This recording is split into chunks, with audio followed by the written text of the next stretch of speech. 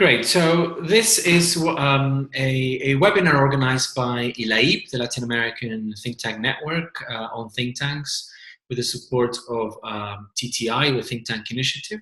And it's one of a series of webinars that we are running. We started running last year, and we are going to continue running over this year with a couple of more. And they have one topic in mind, which is sustainability of think tanks. We had a session looking at different fundraising strategies. We had another looking at business models. And this one will deal with the issue of crowdfunding. So as always, what we do is we run this session as a conversation between those who are present, and then it's being recorded, and I'll be sharing that recording with a much wider audience through the On Think Tank's website, its YouTube platform, and also through the ILAIP platform. So any questions that did not get asked now can be certainly asked later on. Today we have three presentations. One presentation is by Anita Gallagher. She works at HIPGive, which is a crowdfunding platform aimed at the Hispanic community in the US, and my guess is at the rest of Latin America. Carmen Vergara from FUSADES, who's been working on a crowdfunding project over the last few months. It feels like a year now. But she has a lot to learn about this process. And Michael Kleiman, who is director of MediaTank, specialized on video, and he has also worked in crowdfunding campaigns, producing videos for them. So he's going to comment on video for a crowdfunding campaign and offer some interesting tips. But before, Anita had asked me to share with you a poll. So maybe you should all see the poll now on your screens, and we can use this to vote. So in your opinion, what is the principal benefit for think tanks engaging in crowdfunding? You can choose one, and that should give us a sense of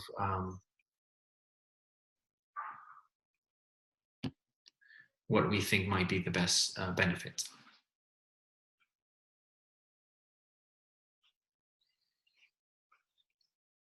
Yes, did anybody get a chance to vote?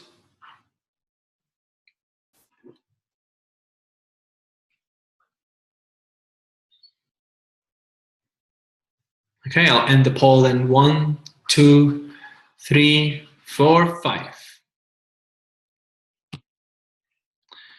Right, so 75%. The three of us thought that ability to diversify sources of funding was the most important one, but Anita will talk a lot more about this in a second.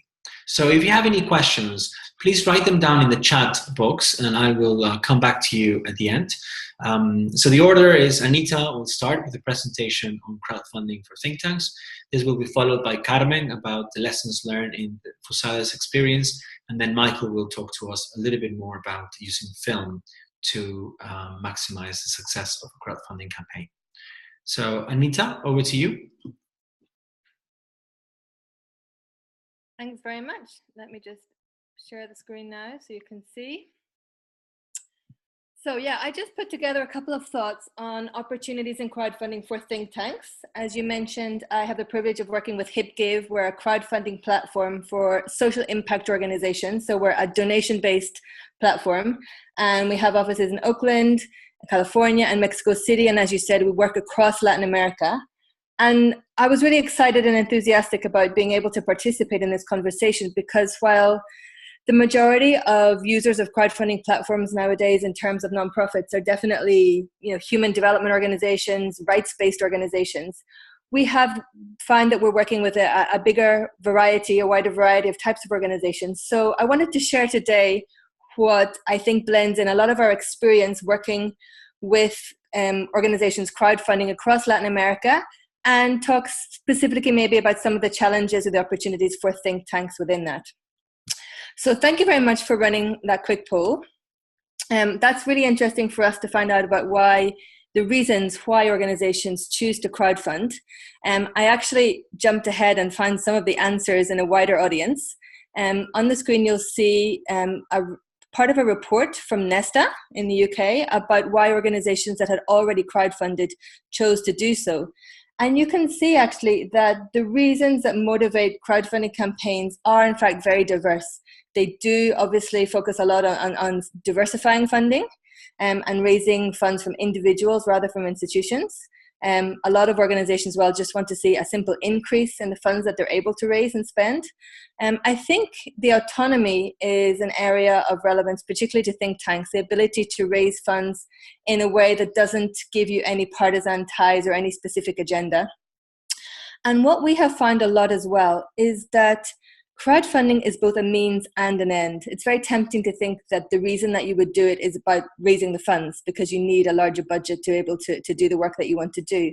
But we found as well that a lot of times that the means, that the way that you run the campaign, the ability to market and to send out, digital communications that really mobilize support is just as an important part of the process.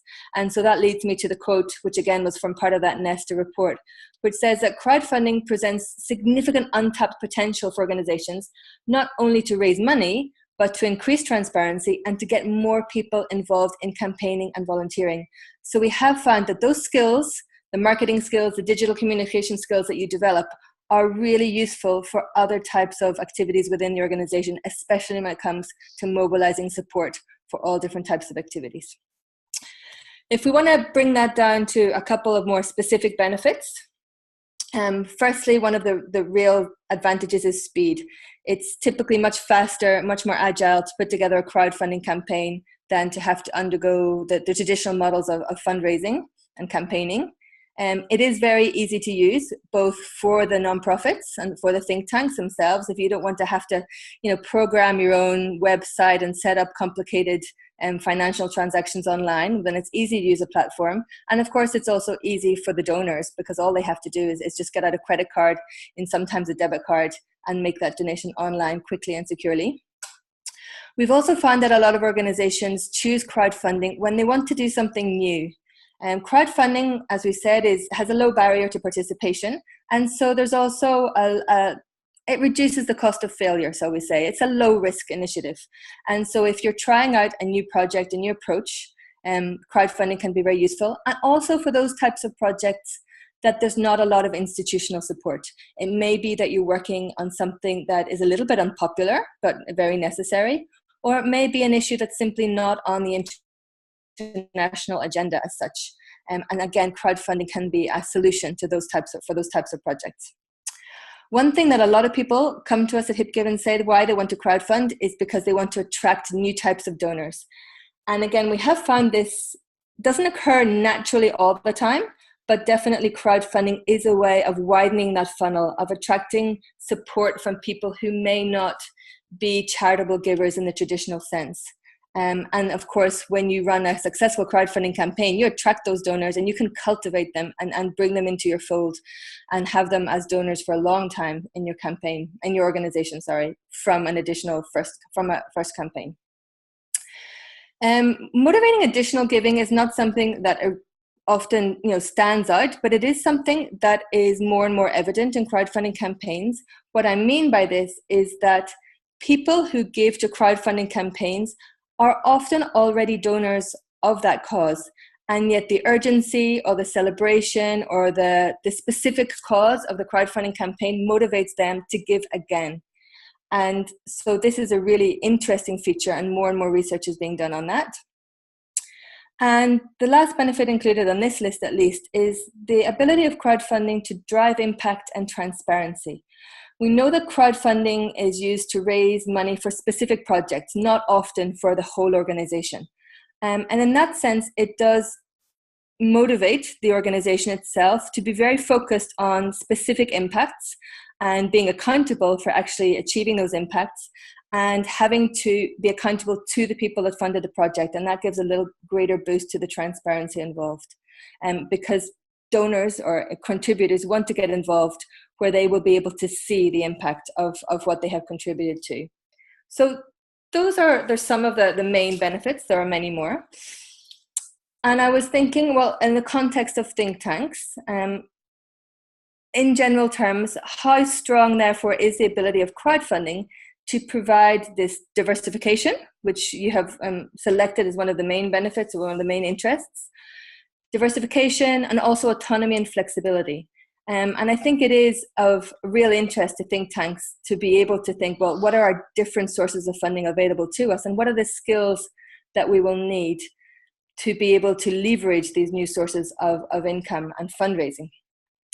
And on that topic, one of the great fallacies that we see when we start talking about crowdfunding in Latin America is this naive or utopian hope that if you publish a project on a funding platform, well, then somehow magically the funds will appear. And of course, unfortunately, it doesn't always work like that. So I wanted to share with you what I call the 3 laws of crowdfunding. So just the same way that the natural world has the laws of physics and science, well, there are 3 almost immutable laws that govern the crowdfunding universe, shall we say.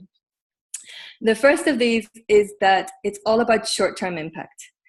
Crowdfunding is a personal-based medium from person to person, and people want to feel significant. They want to feel that their contribution is meaningful. And whereas we're all capable of understanding long-term issues, when it comes to actually reaching into our wallet, taking out a credit card, I think that most individuals are always going to prioritize what gives them satisfaction in the short term. So in this sense, it's important in your selection of the project to think about what projects can we fundraise for and what are going to be meaningful to the donor and what is going to cause most donor satisfaction. And this puts the donor in the role of a problem solver, and we give them the satisfaction of having contributed to solve the problem that we had and that society has in general. The second law of crowdfunding, as we say, is that you need a crowd. It sounds a little bit obvious, right? It's called crowdfunding. But way too often, people focus on the funds and not so much on the crowd. And as my mother used to always tell me as I was growing up, money doesn't grow on trees, Anita. So we need to think carefully about who are the people that are going to provide us with the funds that we need to carry out our project. Put a face to that crowd. There's really no such thing as the general public nowadays.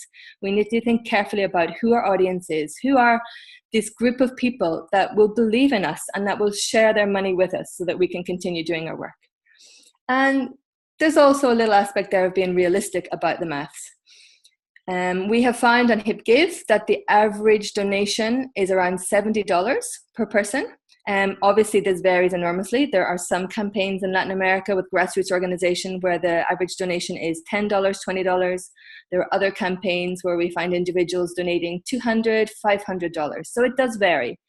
But if you choose what you think will be an average donation for a person within your target audience, then do the math and think, well, if I want to raise, $10,000, how many people would have to contribute that average donation for me to reach the goal?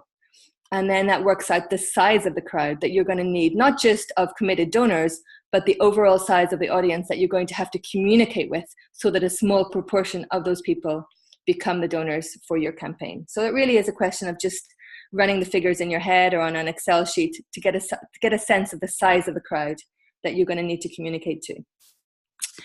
And the third rule of crowdfunding, and this is a law of crowdfunding, and I think a law of fundraising in general, is often called the golden rule, is that people give to people. And this is a problem for many grassroots organizations who aren't quite used to doing individual or community-based fundraising, for organizations that are still dependent on institutional funding. They're not quite sure how to bring people on board by communicating as person to person, to individuals rather than to organizations. So it does give us the challenge that we have to communicate in a wholly new way. We have to put people up front, not ideas. This means focusing campaigns on the impact on an individual or on a family. It means also having people doing the asking, so that it feels like an individual, a person we know, somebody that we can trust, is creating the ask for the campaign, and it's not just the organization or the institution running the campaign. So it is quite a big shift in terms of communication for many organizations. But again, if we understand that a crowdfunding campaign is successful on the basis of the number of individuals, well, then it's super important that we're able to communicate emotionally, empathetically, on a person-to-person level. So those are what we refer to in HipGive as the 3 laws of crowdfunding, and those are, shall we say, the basics, the foundation stones of successful campaigns.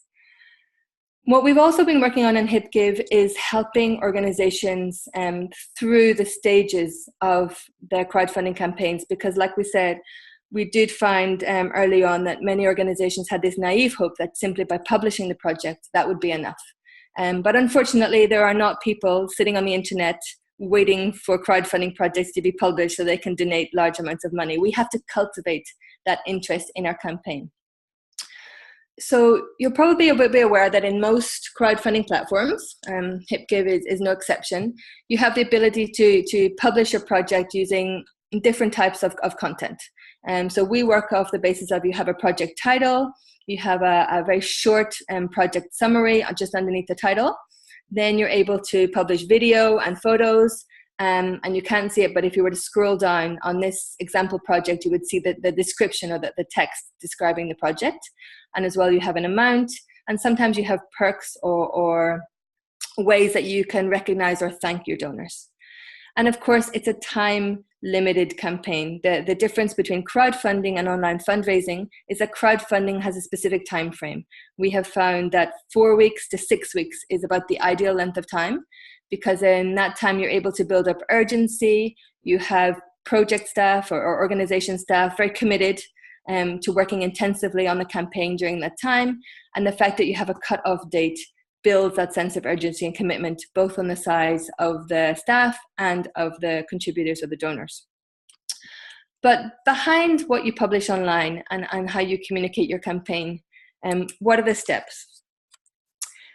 We work on the basis that any successful crowdfunding campaign pretty much comes down to 4 main stages. That is, first of all, your project. So that includes both setting up your content of your project, what you're going to publish online, but also your selection. And I'll go into a little bit more detail on that now.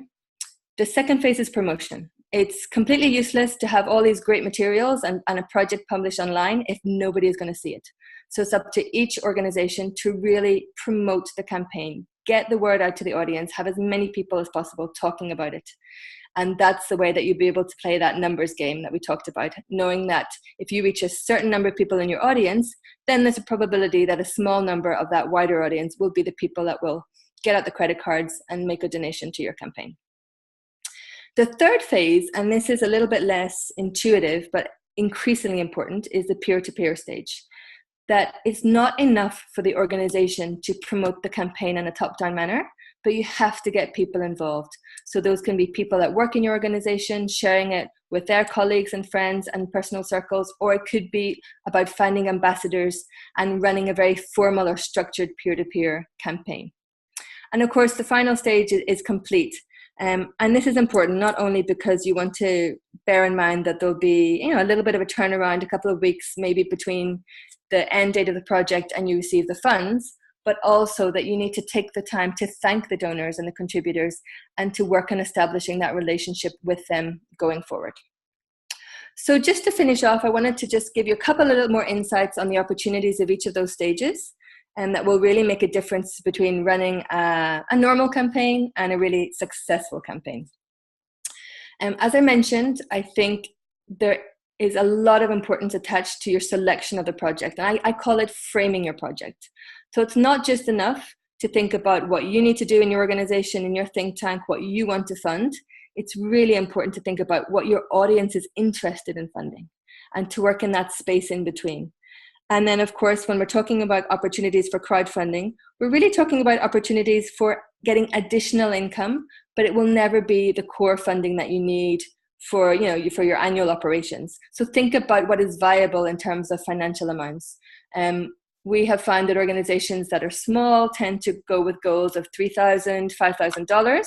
Larger organizations are very capable of crowdfunding $10,000, $20,000 in that 4 to 6 week space. It does depend a lot on your audience, but you should try and be both realistic about what you think you're going to be able to raise in the given times period, because it's much more exciting to have a project that goes over its goal than to have a project that doesn't reach its goal, even if the numbers are similar. So it's very important to select your project carefully and frame it to meet what your donors, what your audience will be interested in. When you move to the promotion stage, there's many things we could talk about, and how to promote, digital marketing, how to get your message across. But I want to boil it down to this tip today: the importance of crafting a very strong message and a call to action. A lot of organizations are very good at drafting 20-page, 50-page, grant requests and projects. And really, none of that is very useful when it comes to putting together a crowdfunding campaign, because we need to keep it short and sweet. This is an example from an organization called Charity Water, which many of you may know. And Charity Water are really the leaders in terms of using storytelling and compelling content to establish an emotional connection with the cause. So, you can just look at that example and see how they have a great first line: change someone's entire life story in 1 minute. They use a very strong call to action with the donate now, both on top of the photo, and a donate now button at the end of the text. And they're creating a personal connection through the use of the image of the girl and possibly her grandmother. And also in that text by telling us a really quick story that shows the impact of what they do. And again, they're including an amount. It says just $20 can give one person access. So it's a strong message. There's a clear call to action. That is a really good example of what a crowdfunding campaign can focus on in terms of their promotional strategy. But I do want to invite you to think carefully about what communication channels will be right for your audience, because as we said, it can vary. So think about who you want to communicate with and where is the best place to interact with them. So for many campaigns, email is still going to be the foundation, the bedrock of what we do. But of course, social media is an option. And the more personalized we're able to use social media, the more conversations, the more bilateral communication we're able to carry out on social media, the better. We have found, certainly in Mexico, that WhatsApp is a really useful way of promoting campaigns, and people tend to respond much more quickly to messaging platforms than to emails and even social media. And don't forget that while crowdfund is primarily a digital means, and certainly in terms of the way that you process the transactions, that offline events are very important to raising awareness and engaging with more people around the subject of the campaign. So if you want your campaign to be more than just the money, and you think that you can use it to raise awareness of a topic and sow the seeds of interest in future campaigns, then certainly, work with the traditional press, maybe some launch events, maybe even just some picking up the phone and calling major donors. Those are all very important parts of your promotion strategy. When it comes to peer-to-peer, there is a lot that can be said about it. It's such an important step in the crowdfunding campaign process. But I just wanted to point out today that this is an idea that is not only being pushed in Europe and North America with lots of different types of crowdfunding platforms and support systems, that the evidence is really coming out that this is how people change their behavior. So I just, this little quote from Jeremy Hyman's and Henry Timms in their new book, which is called New Power. It's about how movements work. And they've studied different movements, ranging from Giving Tuesday, which, Henry founded, to Me Too, to Black Lives Matter, to movements in Australia and Europe. And what they have found out is that people begin changing their behavior when an idea is validated by their community. So that means not by, star influencers, not by celebrities, but by people in their own social circles. And so there's a real opportunity to use social proof and peer-to-peer networking to bring more people on board. And it's especially important if one of the goals of the campaign is to diversify the donor base and attract new donors to your cause. So those are my thoughts on the 3 stages. I haven't put anything in here on the 4th stage, which would be closing out the campaign. But as I said, that is important because we don't want to treat our donors as transactions. Donors are contributors, they're people who believe in our cause. So we do need to take time at the end of the campaign to thank them, inform them, cultivate the relationship with them. What I wanted to end on was a couple of ideas for fast tracks. These little shortcuts that can really help boost the success of your crowdfunding campaign. The first of those is challenge funds, or what we call in HipGive matching funds. So this idea that you run a campaign and on a certain day or throughout the campaign, a large donor will double or match the funds that you were able to raise in your campaign. So for every $100 that you raise, another $100 will be supplied by another donor. We have found these to be incredibly successful because obviously they motivate donors to give generously, to give more. Who can resist a 2-for-1 offer? Buy one, get one free. So give $20 and somebody else will put in another $20 for free. So those work really well. And if you have a large donor or an institution that wants to encourage your organization to diversify, then maybe they would be the person that you could approach to say, well, we want to crowdfund, but help us, get off to a good start by providing us with some challenge funds. Another thing that works really well is leveraging the interest in international days, which I mean, for example, the International Day of Women or International Day of the Environment, or, whatever day is of relevance to your cause, to your subject matter. It provides a focus point for your campaign. It helps get a little bit more media interest. It's just a hook, or what we would say in Spanish, the pretexto, to get more people involved. And finally, it wouldn't be complete without mentioning Giving Tuesday. In Latin America, it's called Un Día para Dar. This year, Giving Tuesday is the 27th of November. And Giving Tuesday is growing not only as this global celebration of generosity of giving, but as a year-long movement. They've put together a lot of data dives and data insights. And what we're seeing is that Giving Tuesday is fast becoming the peak day of online donations. I mean, even in the US, where traditionally the 31st of December and the last days of December were by far the days that had the highest totals of online giving, this is changing. And Giving Tuesday is now the focal point for many people's end of year campaigns. So if you're thinking of doing something in the last quarter or the last segment of the year, then Giving Tuesday, which this year is the 27th of November, could be a really strong focal point for that campaign. So those are some of my thoughts and ideas on what the opportunities and benefits and strategies could be for think tanks engaging in crowdfunding. If you do want to investigate a little bit more on HipGive, it's hipgive.org. As I mentioned, we work with nonprofits exclusively across Latin America and Latino serving in the US. There's many other benefits. Go in, have a look. And if you want to get in touch, hopefully we'll be able to share the presentation with you, and you can see there's our team, and do feel free to get in touch with me at any point.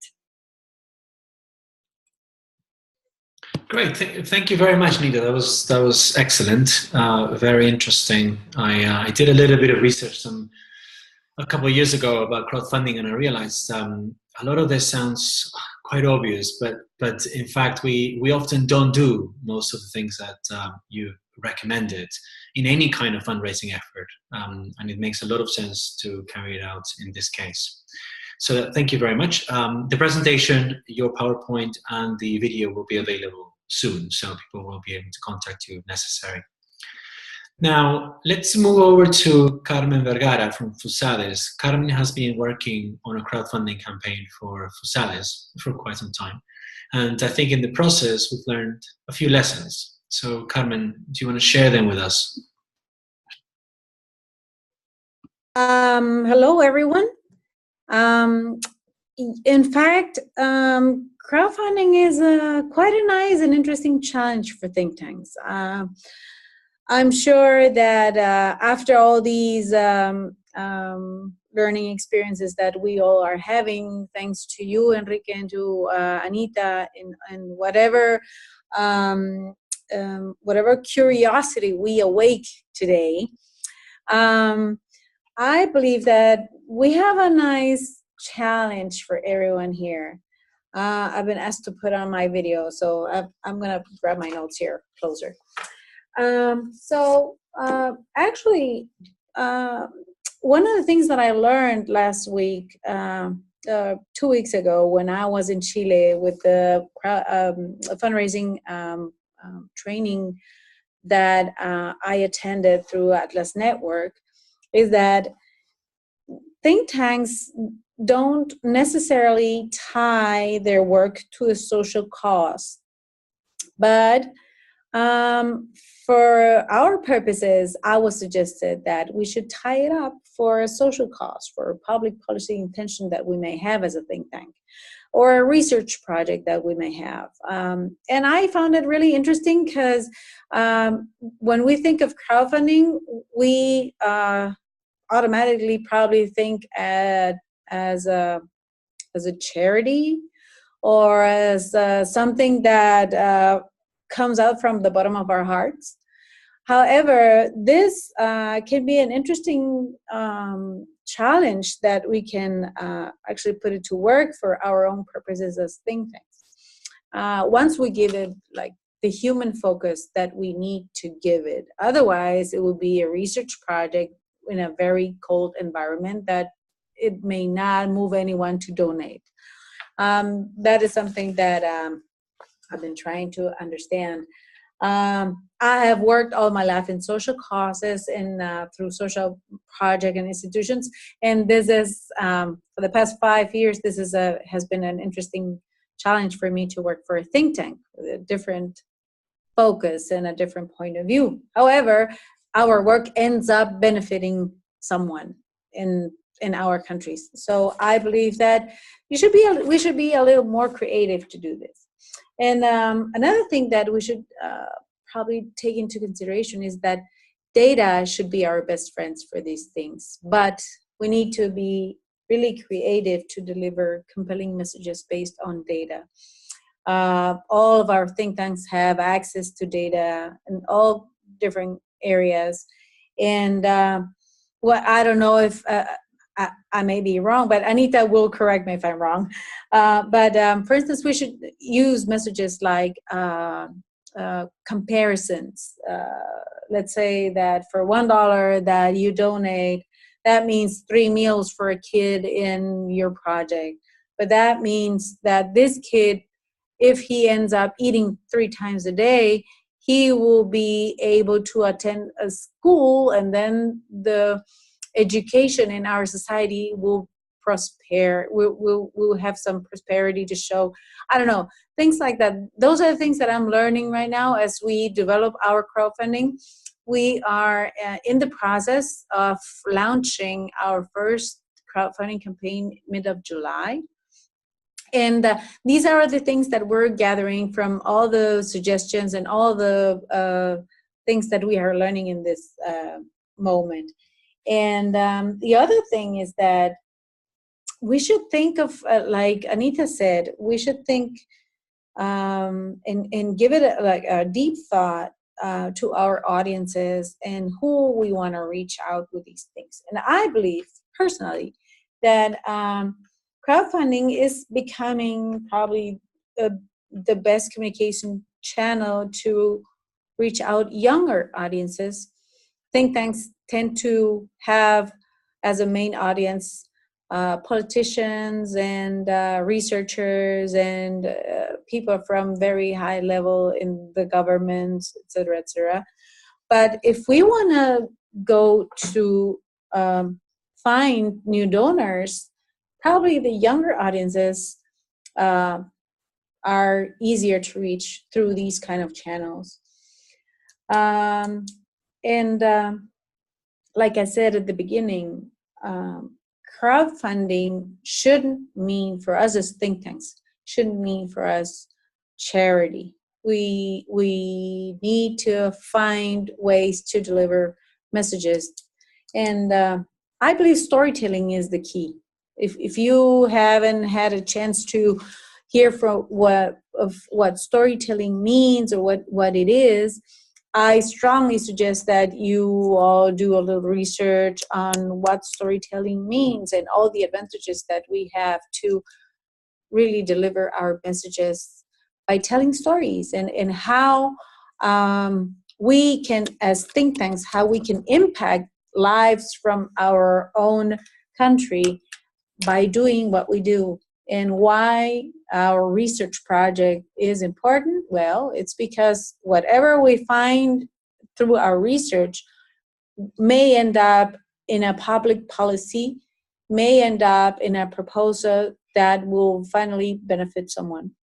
So storytelling is really interesting, and it's a fun way of doing things and attracting people.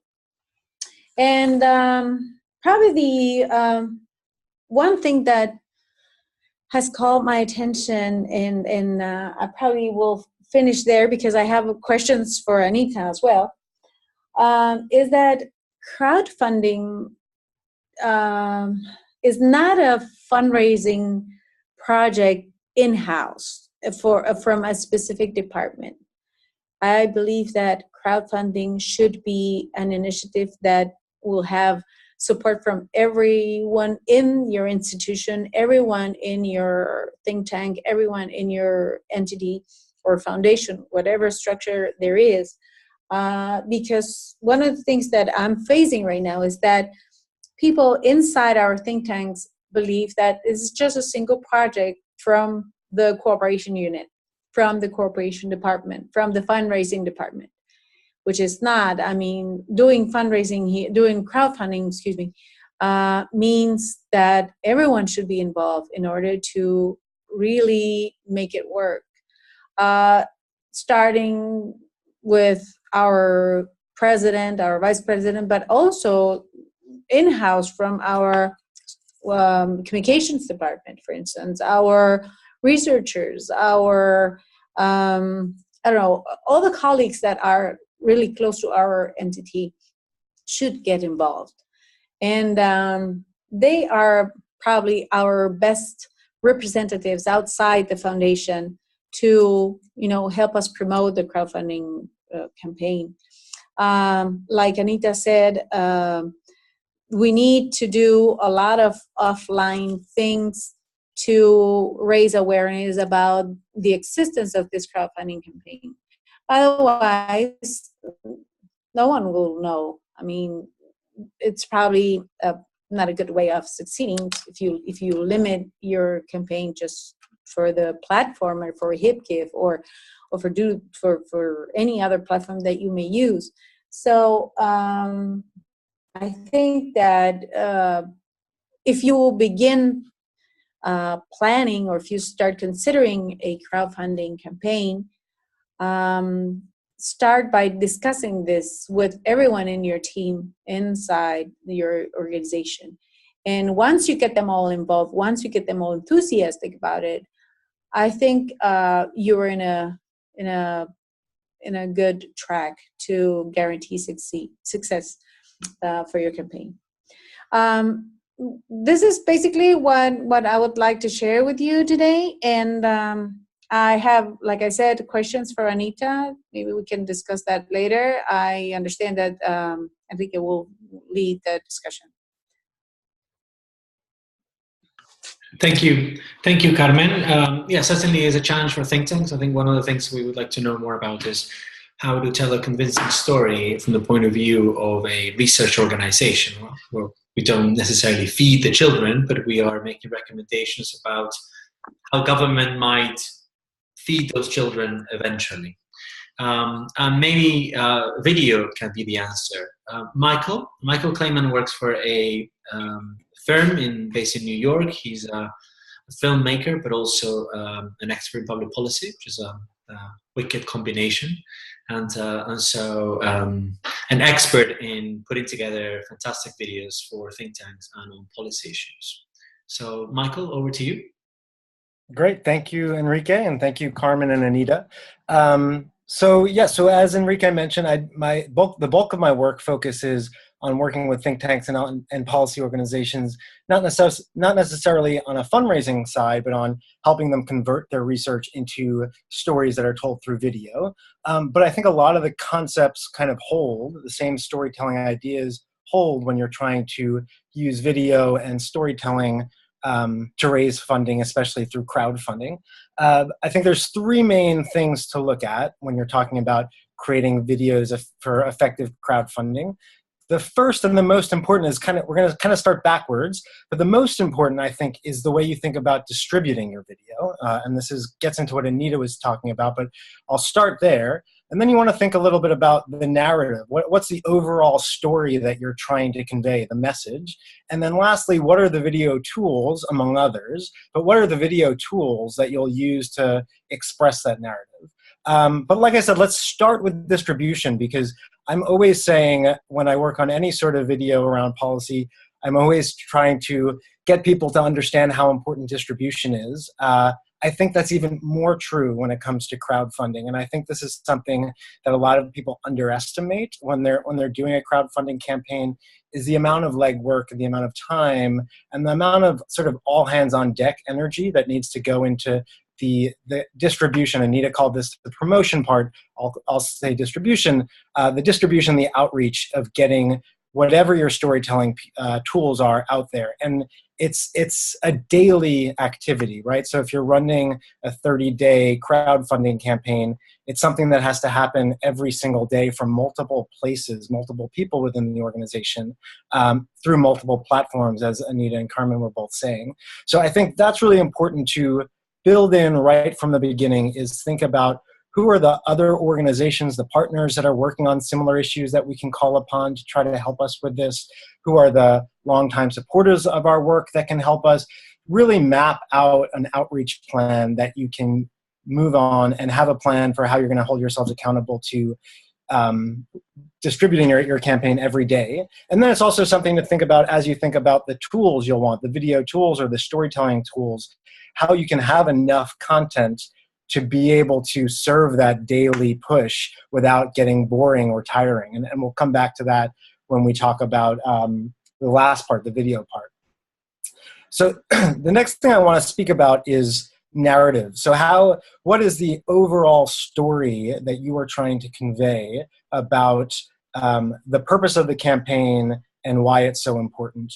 And to me, there's two general aspects. One is these should be people-based narratives, as Anita was saying, right? People give to people.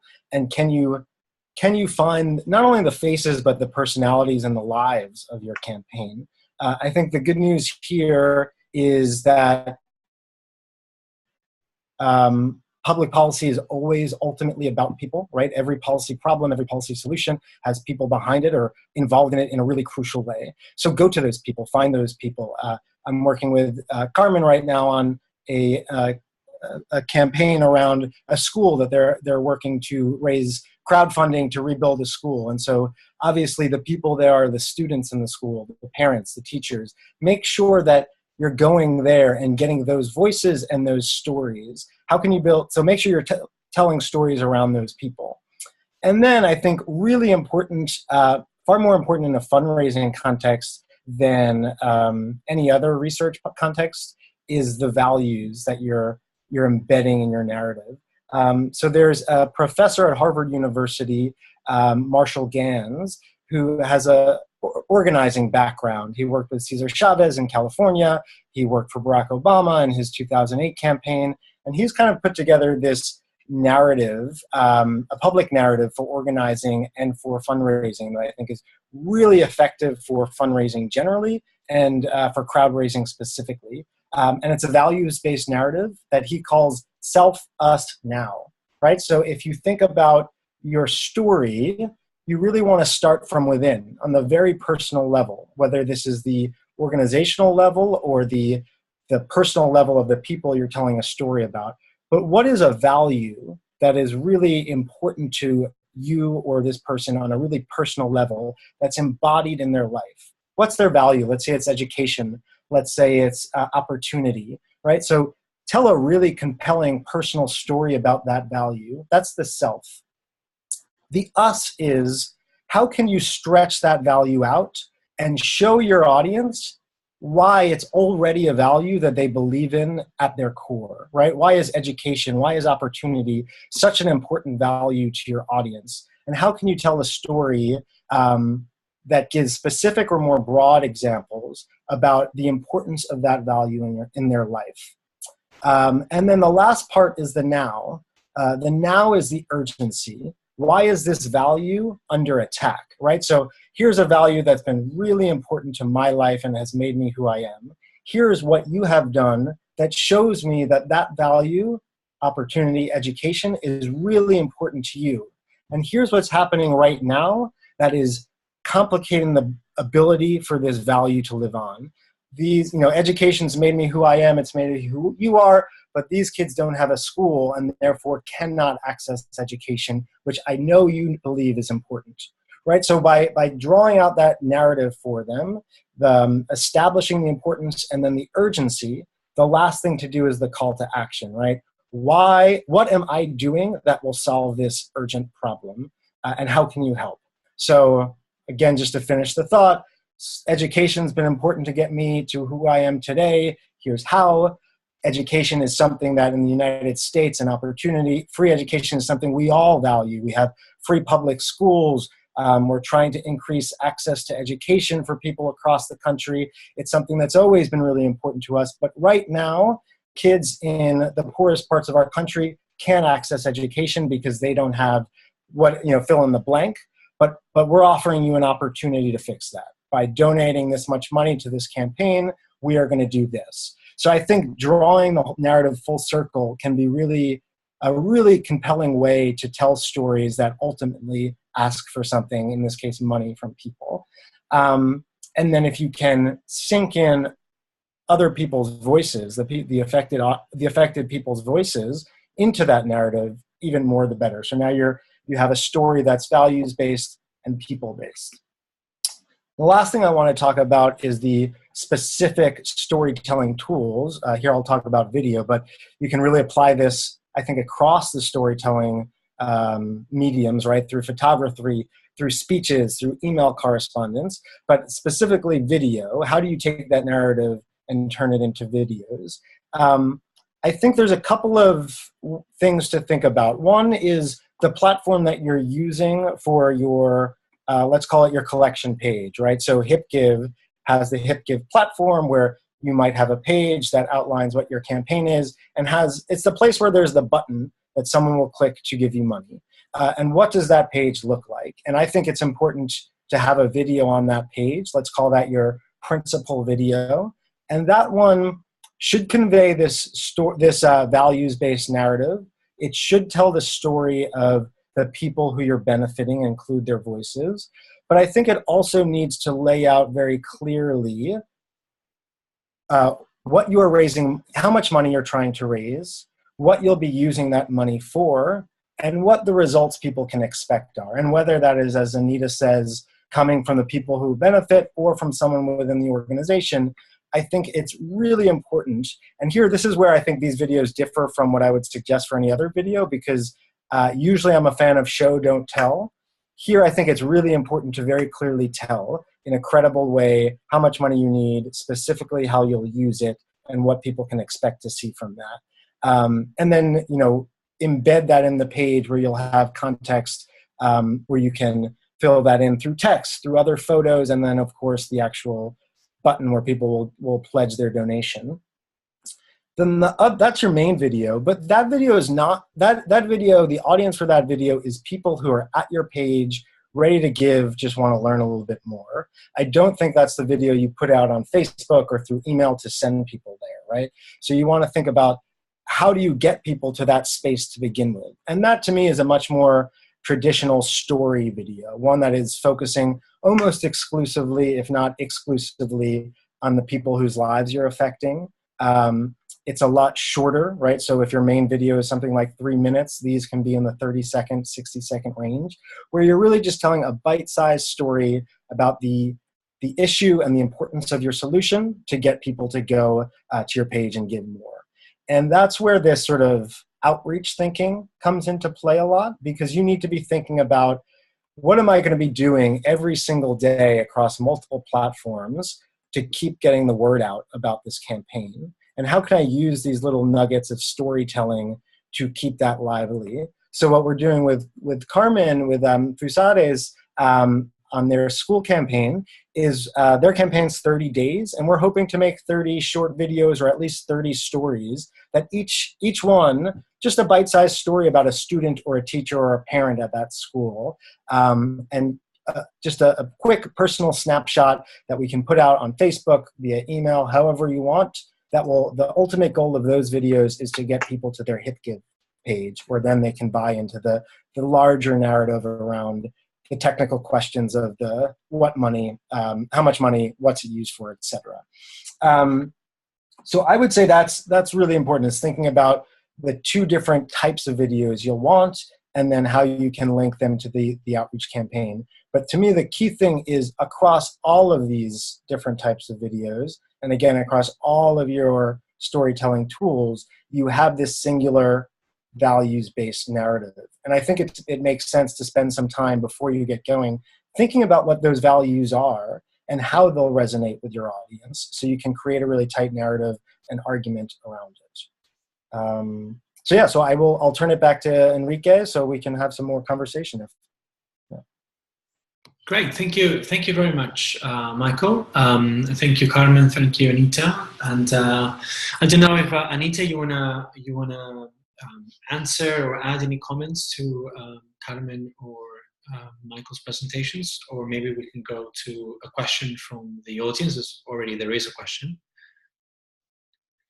Sure. No, I loved hearing those different insights, and I agree with so much of what we've heard, and about this idea that, as Michael was saying, that it does have to be a daily thing, and that's why crowdfunding campaigns can be so effective if we focus and we're intensive over that short period of time, which leads into the question from Heidi about, does crowdfunding refer to a specific event, or could it be a permanent job?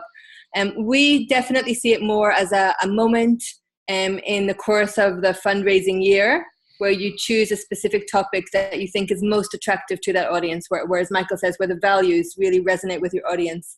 And as Carmen said, you need to bring everyone in. So no, I don't think anyone has this specific job description of being a full-time crowdfunder. Rather, there are mobilizers within each organization that help everyone come together, and they pull the strings and they make it all work as a team effort. And we found that it's hard to run more than 2 campaigns a year, and most organizations are happy running one high-profile crowdfunding campaign each year. Great. So let me add a question. I think when we think of crowdfunding, we tend to think of a film or a product, or an activity, or as in the case of what FUSADES is doing, building a school. And FUSADES is a particular think tank in that it also carries out projects that we might associate more with service delivery NGOs. But most think tanks, and the other side of FUSADES, they focus on producing knowledge, producing research. What kind of tips, what kind of advice can you provide organizations who would like to raise funds for a study, which might not be as easy to sell as a meal or as a school or as a product, something tangible that the crowd might be able to fund? Sure. I think one of the key things to bear in mind is think about timing. And what issues are in the public media, what people are talking about.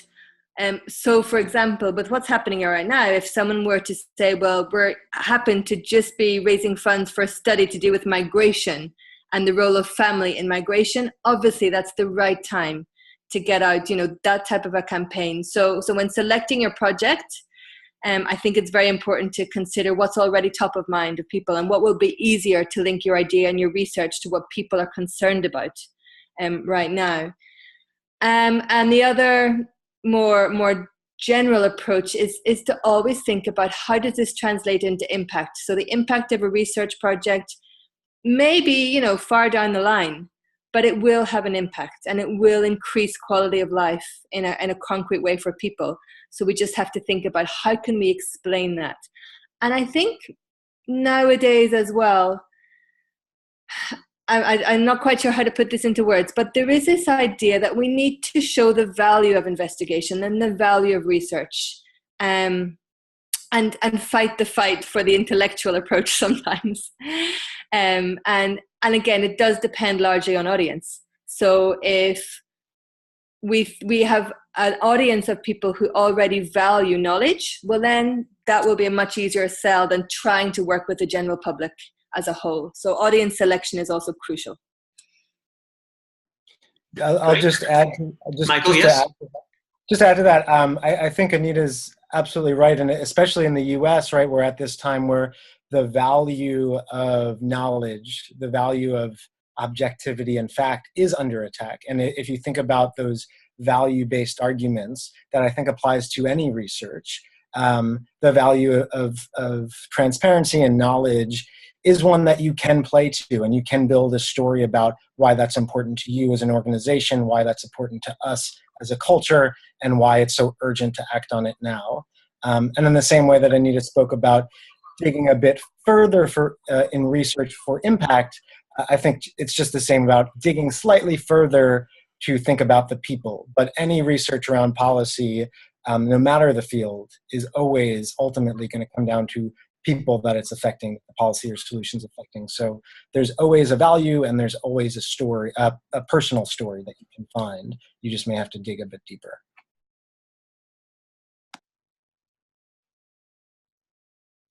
Great. I think, Carmen, you wanted to come in?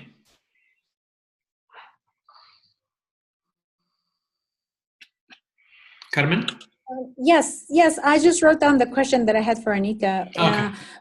She was just saying, well, short-term projects are ideal for these crowdfunding efforts. And I was asking if you can put together, let's say, a couple of short-term projects to aim for a long-term project in crowdfunding. For the purposes of our project, for instance, can you start doing crowdfunding to raise $25,000, let's say, to build classrooms in this school? And then once you finish this, and then you report to your donors, and you show through the same platform what you've done with the money you raised, then you move on to another project in the same school, let's say to introduce water, for instance.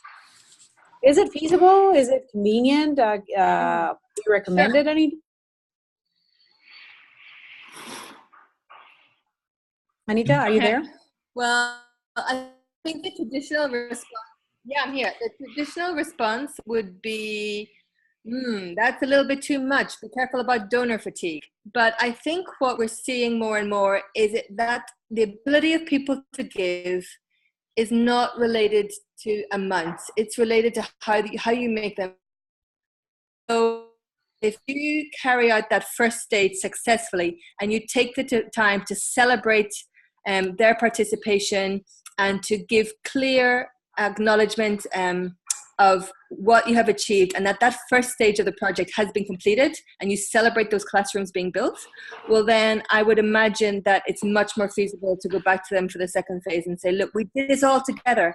Come and help us do this together. When people feel part of something, when there's a lot of agency involved, I think there's more and more evidence that people will give more, and they will give more generously. But it's all about that sense of participation. If we treat their involvement as a transaction, that they're only there to give us money and that we owe nothing to them, and that there's no emotions involved, well, that's when donor fatigue hits in. So we have seen some organizations, when they have a two-phase project, go with different audience groups. The first audience was, a segment of people who are already new to the organization, and then for the second phase, because they don't want to tire out that first group, they try and open it up to a wider audience. So changing the audience can be a strategy, but I think in the long term it goes a lot more to using your skills to cause an emotional participation and sense of identity with the organization, with the project. And if you achieve that successfully, people will keep on giving. Great. And Anita, one of the things that struck me looking into crowdfunding is that it is also an excellent way of building a crowd for your future work. So you're building an audience for the output you're going to be sharing with them in the future. So if you're crowdfunding for a film, which is a creative process, more or less like a research project, in a way, what you're developing is your audience for when the film is ready. So people who donated to help you produce that film will be the first ones to watch it, and will probably watch it quite eagerly. So in a similar way, if you are able to involve people, even with small amounts, for a part of the work you're doing in research, they will be quite keen to read it at the end of the project. So I wonder how much a think tank should give it a go, even if they feel they might not meet their funding targets, as a way of building that audience, as a way of engaging with people that they might not have engaged with in the past. Definitely. I think that's a really valuable aspect of crowdfunding, is being able to mobilize a crowd And then that crowd, your crowd, it's your tribe for whatever type of money you want to carry out. So like you say, you build your audience as you go. First of all, recognize that as you carry out your campaign, some people will contribute, but you will acquire a lot more interested people who may not contribute, but they're showing an interest in your work. And you can translate this into, for example, volunteering. If you ever need to have people volunteer or maybe campaign on your behalf, there's a really symbiotic relationship between, making a small donation and making a small, what they call episodic volunteering. If you have a petition, if you have, you want to raise awareness of an issue, again, those people have already shown support for you or interest, and it's up to you to mobilize them. And what I think is probably of even more relevance to public policy is that when a think tank has a strong position on a particular topic, it might be very encouraging to know that it's not just in their hands to present it to the government or to the authority in question, but that they can also mobilize support from the publics on social media and on different platforms to show support for that initiative as well. So it can be valuable in many other ways. And as I said, it's important to think about crowdfunding as being also more than the money, more than the funds itself. Right. The crowd, I guess, is one of the key elements of the effort. Another thing that speaking of taking from the world of film, which is at least this iteration of crowdfunding, the online sort of where crowdfunding got its going here in the U.S. was in the film community. I wonder if think tanks can kind of pull from that. One of the things you'll always see when you're donating through the crowd to a film project, and many projects in general, is what will you get as a result of giving. So in a film, it's often maybe a movie poster, maybe an invitation to a premiere or a special screening, a credit, maybe a copy of the film. But I wonder, it seems like there's great opportunities for think tanks to build that in as well, whether it's if you give this amount, you'll be invited to an exclusive event that we'll host for the launch of the report, or a panel with the authors, or some sort of credit within the report. But I think there's a lot of ways to get creative about what you're giving people for their contribution that would encourage them to give more. Right. The rewards, in a way, to those who are providing the funding.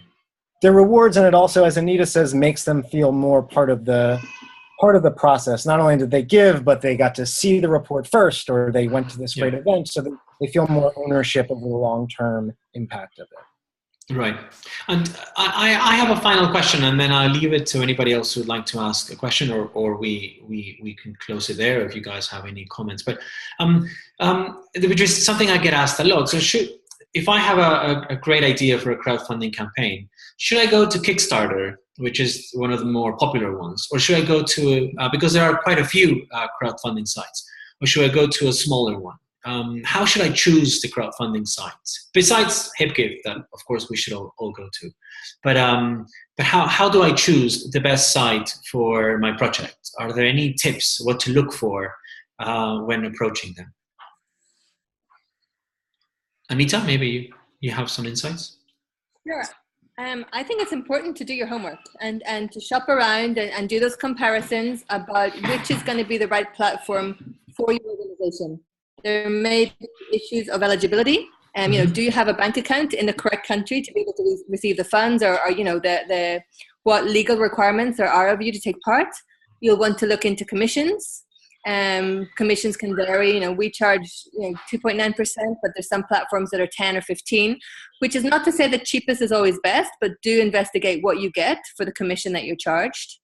And I think the most important consideration is audience. Where will your audience feel confidence and trust in giving, and which platform supports the values of your project? Right. And so there are some platforms that are naturally more towards creative, artistic projects. There are some platforms which are more to do with business projects. As we said, HipGive is known as being a social impact nonprofit platform.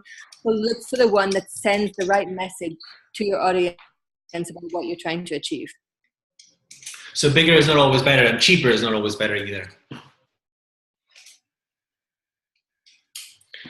Great. Sorry, I missed that. So it was saying big is not always better and cheap is not always better. You've got to shop around, as you said, for the best service Yes. and the best options for your organization and your project. Great. Well, we are hitting the hour mark, and we're trying to keep these webinars within the hour. So, are there any more questions or any more comments, Michael, Carmen, that you might want to add as well? Maybe Michael, or actually no, Enrique, as a host of this webinar, maybe you can help us giving us all the contacts that our colleagues from the other think tanks should have in case they have questions directly for Anita, or if they want to get into conversations with either you or myself.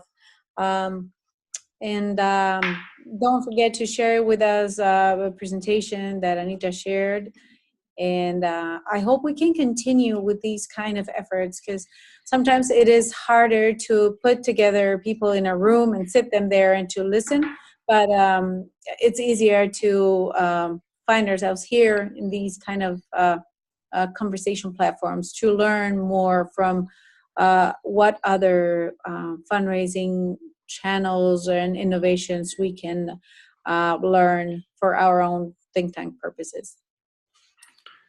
Great. Well, I will definitely. So the video of this presentation and the presentation itself will go on the event page that you would have signed up through on the On Think Tank's website. It will also go on the YouTube channel of On Think Tanks, and you can find it. And we will send you an email later today with the video and the links to the PowerPoint presentation. So you'll have all that information. And if you want to, what I was recommend, if you want to contact any of the speakers, if this is you at the webinar now or watching this later, just send us an email, and you can find us via On Think Tanks, and we will put you in touch with the speakers so that we don't publish your emails, or you might get some spam. So if that's okay, we can thank you, Anita, Carmen, and Michael, and thank you everybody who's joined us today. And I hope to talk to you again about the subject, which is definitely fascinating, and we'll be looking forward to FUSADES projects in HIPGive to certainly support. Thank you very much. Thank you, Enrique. We'll see you all. Goodbye. Thanks. Bye. Bye-bye. Thank you.